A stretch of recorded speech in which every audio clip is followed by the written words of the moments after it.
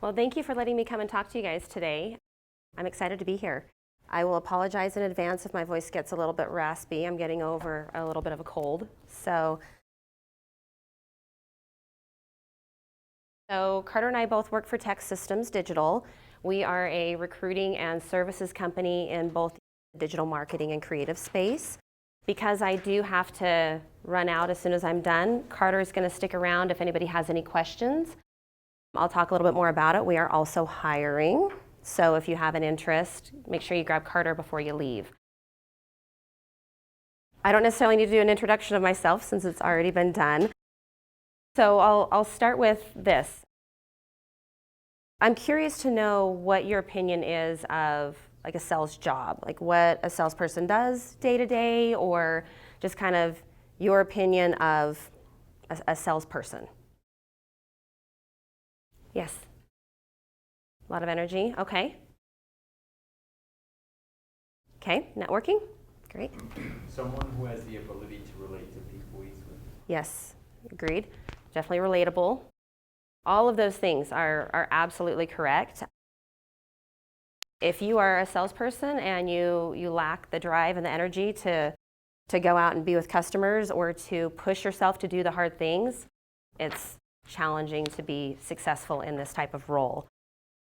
So all of those things are right, and I'll get into a little bit more about what in our career, what the day-to-day looks like, but I just kind of wanted to get a gauge of just your overall opinion of this particular role. So I want to tell a little bit about my story and how I ended up here. As Whitney mentioned, I went to the University of Utah, and I actually went to school to be an orthopedic physician. I'm far from that. But my degree was in exercise and sports science with an emphasis in athletic training, and the goal was to go to medical school, become a doctor.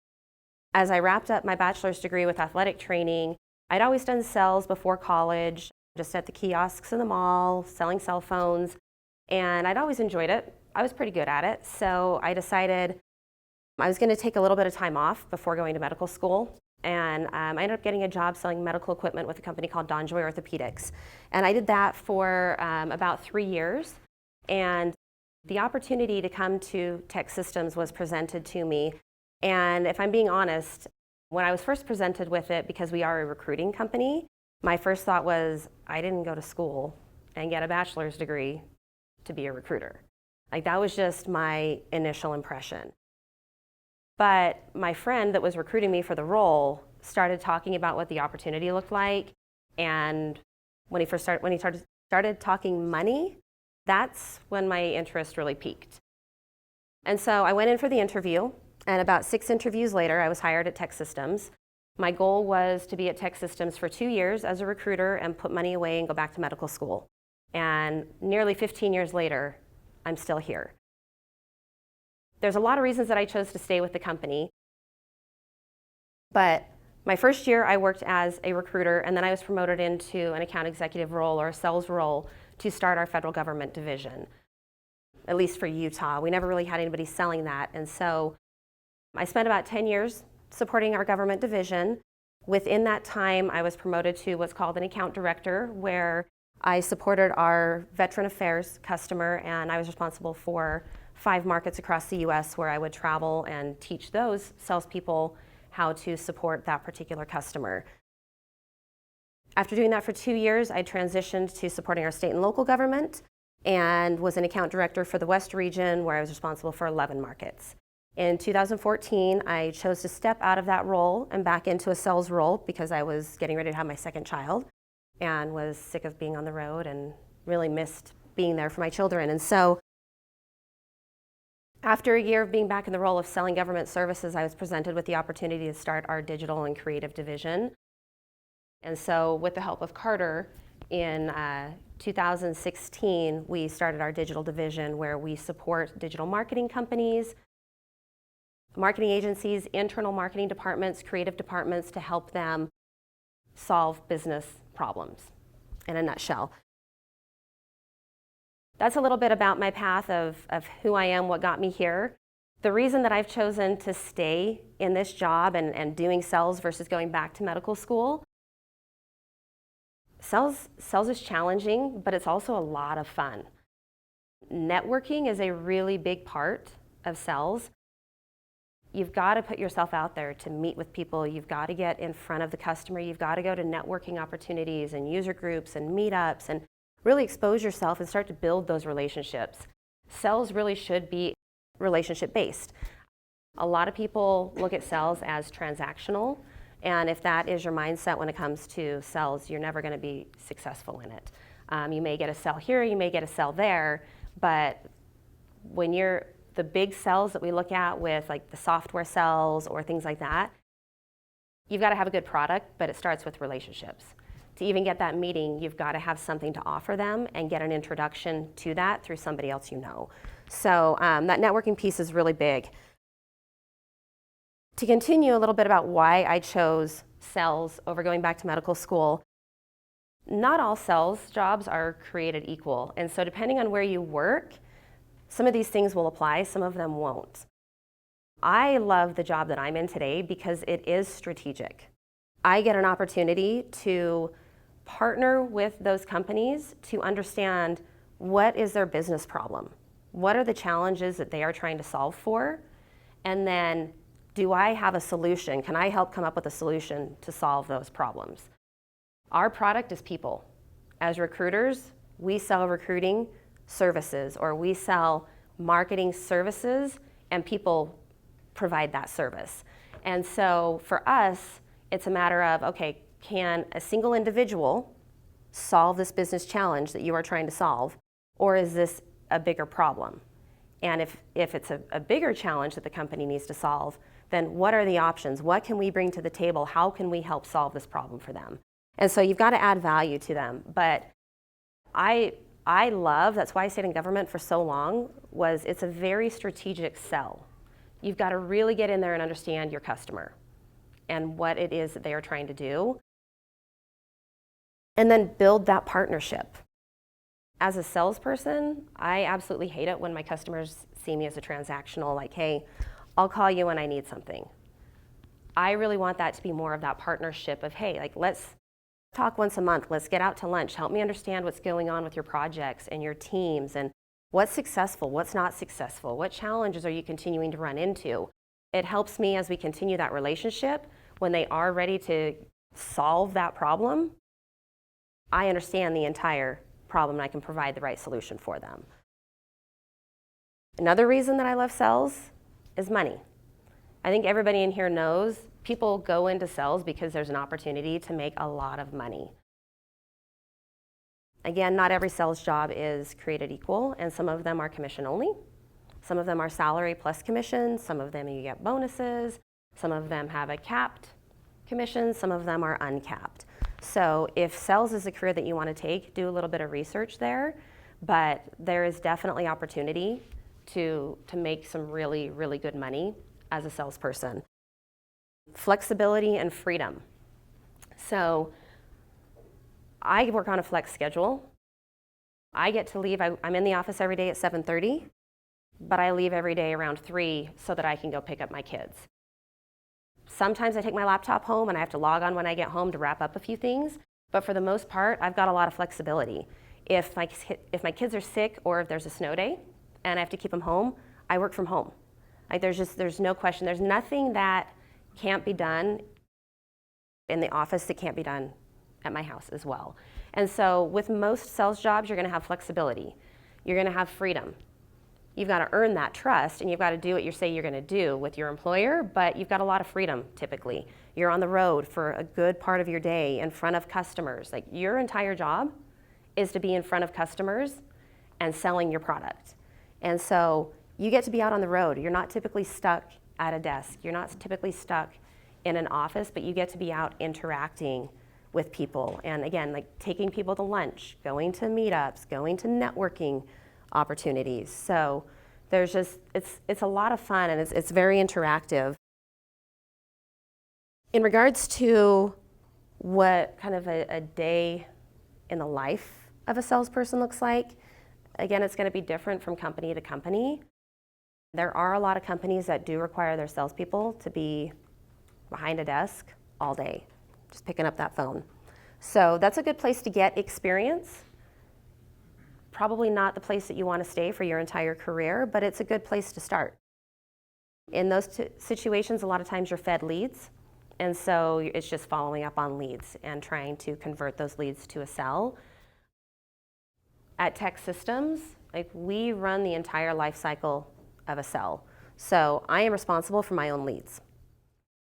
I am responsible for my own business development. So basically what that means is, through my networking, through job boards and things like that, it's my responsibility to find companies that could benefit from our services. And then I need to use my network to get connections to those people, get meetings set through those introductions. And so a day in the life at Tech Systems looks a little bit different than most companies. Part of that is our business model, because we are a recruiting company. Carter would be what we consider inside sales, doing recruiting. I'm outside sales. So my responsibility is with that customer. His responsibility is with the consultant. But on both sides, he's selling an opportunity. He's trying to find the right opportunity for a person. I'm selling our services. And when that customer has a need and an open position, as a team, our goal is to match the right person with that open position, or match the right service with what that customer needs. And so what our day looks like, every morning we have a stand-up meeting where we talk about what the business is and where we need support the most. We get our recruiters set up on what we call a sourcing strategy of where they're going to focus, and that's where they're going to target and try to find the right candidates for these positions. And then once that's all established, I start business development. I focus on one customer, whatever that customer is going to be for the day. I do research on LinkedIn. I do research on their website. I do research through my networks. And I build out a call sheet of my target people. And the first thing I'm going to do is try to get connections or find a connection to that person so that I can warm the call up.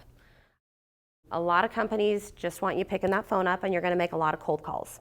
You're going to hear no a lot of times. That's just typical with sales. So you kind of have to learn to brush it off and move on. But it makes every yes you hear that much sweeter. But so I do a lot of research, and that's another way that we are a little bit different at Tech Systems. We don't ever want to make a cold call. We want to try to warm every call up somehow, because the likelihood that that person's going to pick my call up, if they know that I'm being referred by someone they trust in the industry, is much higher than a random phone call just coming into them. So regardless of where you're at in a sales job, if you can try to find a connection with that person, your likelihood of success is going to be higher. So once I get that call sheet set up, I'm reaching out to them, preferably on the phone. In this day and age, we do see a lot of people that, they're afraid to pick the phone up and have a conversation because they're so used to text and email and all of those things. But nothing will ever replace the ability to have a conversation. As a last resort, we do emails and texts and stuff like that. And once you build that relationship with that customer, you can use that a little bit more. But my advice to you all in this classroom is, don't be afraid to pick the phone up and actually have a conversation with somebody. It's going to go a lot further than just sending an email. I get, on average, probably 400 to 500 emails a day. And most of it, if I don't recognize it, I delete, goes to trash can. And that's exactly what my customers do too. They get more emails than I get. And so if I'm just spamming out a bunch of emails throughout the day, very small likelihood that they are going to get back to me, and my success level is going to be smaller. So you've got to try all the different avenues that you have access to, but try to connect with that person in some way in order to warm up that call or that email or whatever it is. I also go out on a lot of meetings. So that business development that I'm doing in the morning and the phone calls, the goal is that I'm setting 15 meetings per week so that I'm in front of my customers at least 15 times per week. For us, we do anywhere from 3 to 5 lunches with customers. I meet them for coffee, meet them for lunch, meet them for happy hour, or I meet them at their place of employment for a sit-down one-on-one meeting, whatever that is. And so, in my opinion, that's the fun part of the job, is you get to get out there, you get to understand what's going on with their business and start to build that relationship. So that's a little bit into kind of what the day-to-day looks like. Does anybody at this point have any questions around? Yeah, go ahead. So yeah, our product is people. We sell recruiting services or outsourced services to different companies. So, any other questions right now about kind of day in the life of a salesperson, what the process looks like, or anything that I've talked about that doesn't make sense? No? Okay. So I kind of wanted to talk a little bit about just like what I like about sales. I've kind of peppered that in a little bit versus what I don't like about sales, just to give you guys a little bit of perspective.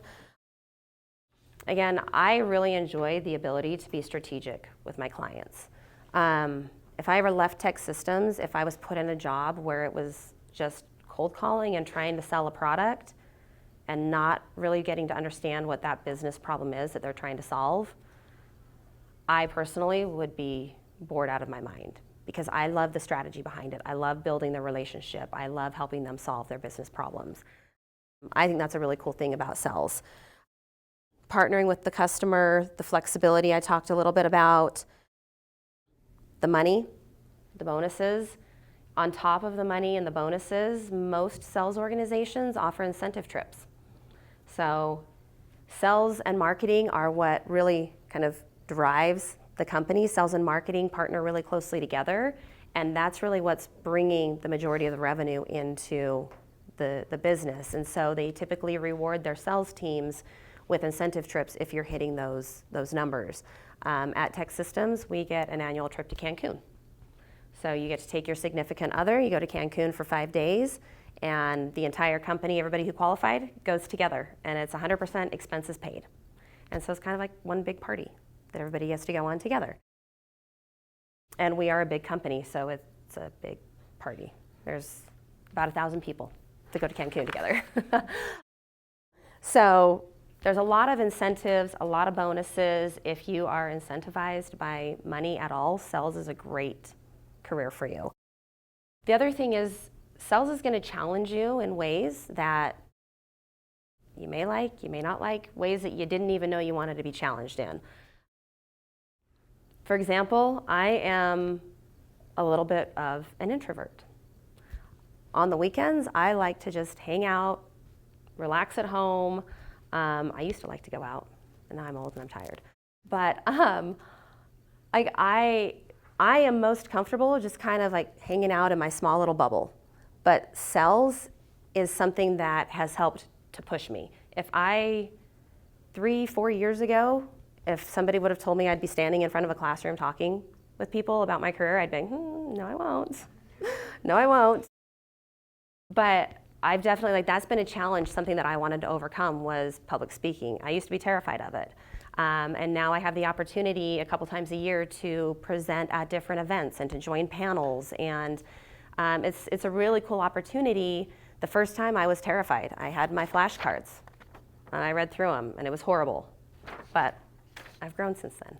And so it challenges you in ways that you may not even know that you want to be challenged. It pushes you to be that, I don't know, maybe the person that you are. If you're already naturally super outgoing, then it's going to fulfill those type of things. If you're somebody who's not naturally outgoing, but you want to get better in those areas, it's going to push you to do that. I've always believed, and this is kind of something that I've always told new hires in our company, and I've always kind of used to push myself, is the moment that I start to feel comfortable in what I'm doing, I'm no longer challenging myself. And so that's something that I always use to kind of push myself is, am I feeling too comfortable in my job today? And if I am, then what do I need to do differently to challenge myself? Because I'm not going to continue to grow.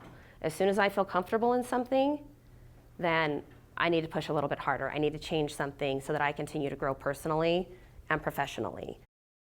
So that might be something to take away and think about that throughout your career of how are you feeling? Are you feeling super comfortable? Because if you're comfortable, you're probably not pushing to achieve really challenging goals. You're going to push to achieve very achievable goals, which those are good too, but are you really going to grow personally and professionally if you're not setting goals that are slightly outside of your reach and then challenging yourself to get there? The things that I don't like about sales. So sales can be unpredictable. You know, it happens in every sales career where you win a very large customer and you're on top of the world. And you made a lot of money off of that customer for a year, 2 years, 3 years, however long it was, and then something changes. And that customer goes away, and you are starting from the ground up again. That's just kind of the life cycle of sales. It happens. My advice to you, unless you're in a company where they say this is your only account, always, even if you win a big account, like you've always got to be growing your portfolio of business. So support this customer, do what you need to do with that customer, but never lose sight of other customers that you can continue to grow. Because even if this is $1 million customer over here, like at some point, something is going to change, whether it's how they purchase, whether it's in our industry, they hire an internal recruiting team. They no longer have a need for our services, or the leadership changes. You know, there's a lot that can happen in an organization that can change how your partnership with that company looks in a matter of minutes. If you can, like always be looking at that portfolio of customers and trying to expand that and grow that versus putting all your eggs in one basket. For us specifically, as I mentioned, our product is people, and they're very uncontrollable. I typically tell people we work with the one uncontrollable factor in the world.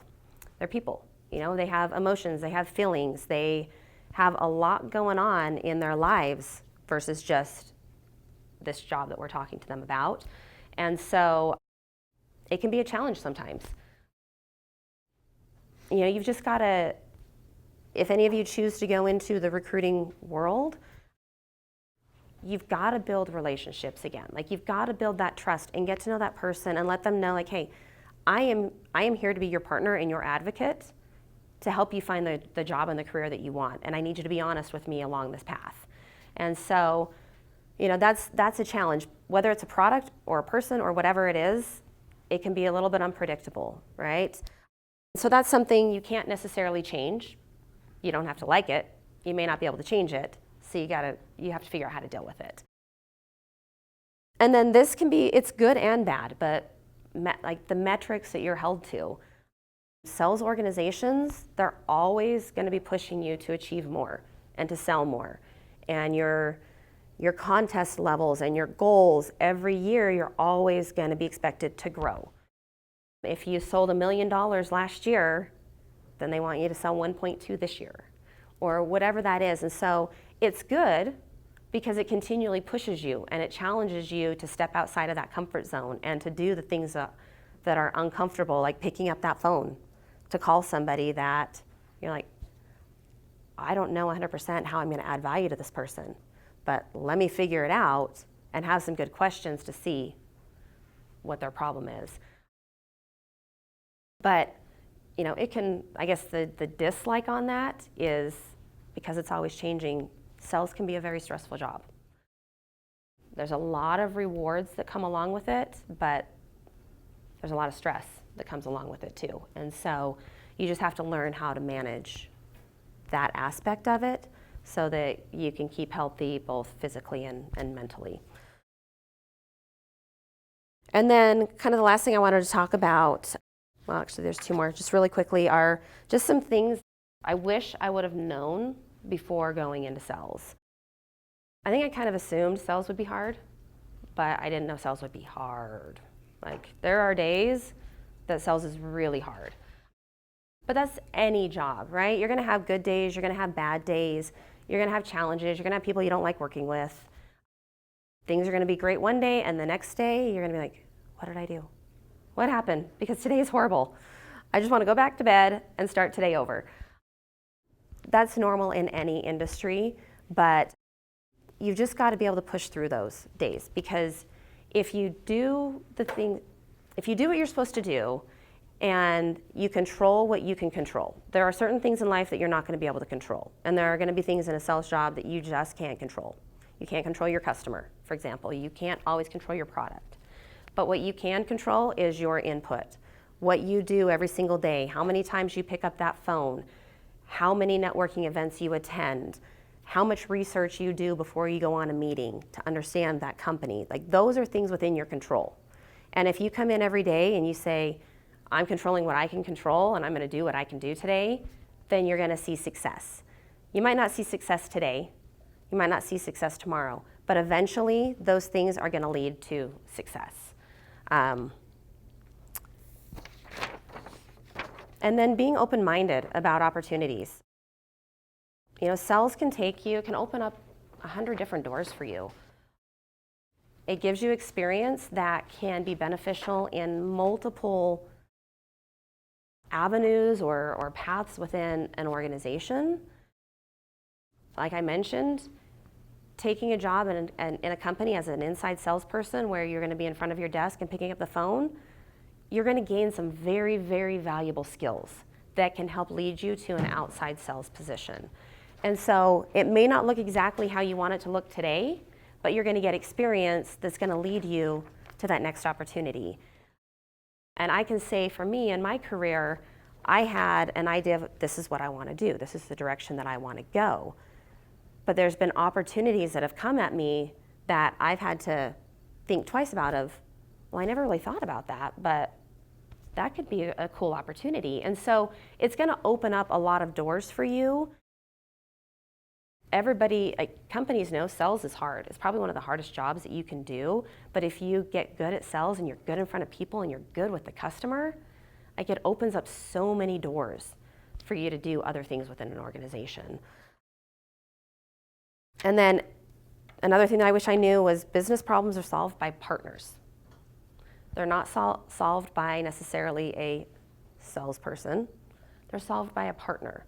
Somebody who really puts that effort to understand what the business problem is and to understand the challenges that they're facing and really helps them come up with a solution that meets their needs. We do a survey every year with all of our customers, and their number one biggest complaint, well, I guess their number one and number two is, you don't understand my business and you don't listen. So many people go in just immediately trying to sell their product, that they don't actually listen or hear what the customer is trying to tell them. And by doing that, you may sell, and I'll just use our industry. By doing that, I may hear, hey, we're looking to hire a digital marketer. Great, let's talk about it. Let's talk about that position. Let me help go recruit somebody for that position. But what I didn't hear was the bigger problem behind it, where they're saying, we just want a huge client. I don't have a digital marketing team. I need to outsource, or I need to find a partner that I can outsource this to. And so I'm going to help them fill one position, and they're going to go to another company where they can outsource an entire project to. So you've got to make sure you listen. Like, don't go in there just, a lot of salespeople just go in there and, hey, here's my product, buy my product. You've got to listen. You've got to understand their business. You've got to listen to what's important to them.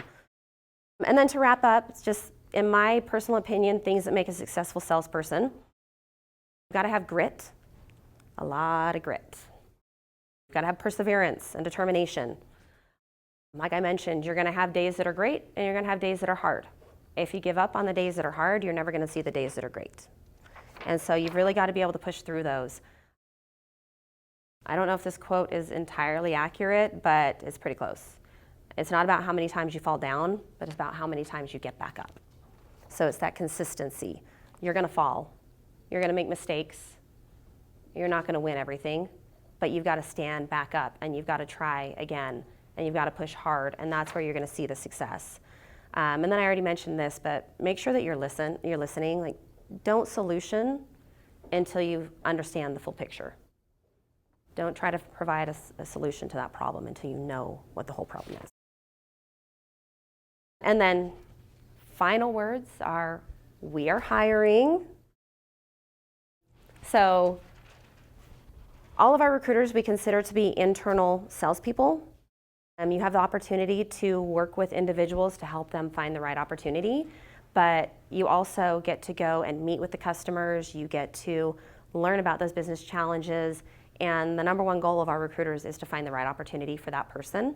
And so you get to build relationships and understand what that person's looking for, and essentially sell opportunities to those candidates, and then sell your candidates to our customers. So that's where people start out, and then you have the opportunity to move into outside sales or a bunch of different types of opportunities within our organization. We are specifically hiring on our digital marketing team, so we're looking for somebody that would want to join us on an inside sales role for the digital marketing and creative team. So if you're interested in learning more, Carter's here and we'll have some business cards. So yes, go ahead. Good question. What do we look for in new hires? People that, I guess there's a couple things. Like, we want people that are money driven, to be honest, because as a recruiter, you're going to work long hours, you're going to work hard, you're going to hear no a lot, but you've got to be able, like, what's driving you to pick up the phone and make that next phone call? And so we do look for people that are money motivated, because there's an opportunity to make a lot of money in recruiting. We want people that enjoy sales. They see a career in sales. They want to help people. Our culture and our environment is very unique, where there's not a lot of hierarchy. Carter and I are partners. We are in different roles in the organization. He's a recruiter, I'm an account manager, but without each other, we can't do this job. We can't be successful. And so it's my responsibility to make sure that he is successful in his job and he has the tools that he needs. It's also his responsibility to provide feedback to me and to make sure that I'm successful in my job. And we're constantly pushing each other and challenging each other and growing. And so we're looking for people that are open to receiving feedback, are open to giving feedback, whether that's positive or constructive, and are just, willing to put in the time and do what's needed to grow the business, basically. Any other questions? Okay, go ahead. How do you guys go about creating the right recruitment plan for companies? It all depends on what the customer needs. So it's a little bit different. I mean, we have our foundation. We've got ways that we work with customers in regards to how we can support them with contract services, contract to hire, direct placements. And within those, we've got general terms and conditions around what our fees are and how long they're on contract before they can convert that person to a full-time employee. So those are all standard things, but when it comes to helping a customer out, it really just depends on what their challenge is, what they're trying to accomplish. It might just be, hey, we need to hire one person, and then we go out and we help them hire that person. We do a lot of screening for them so that we find the right cultural fit and technical fit. And then from there we do maintenance with that person to help retain. So we help them find the right people, and then we help them retain their employees as well.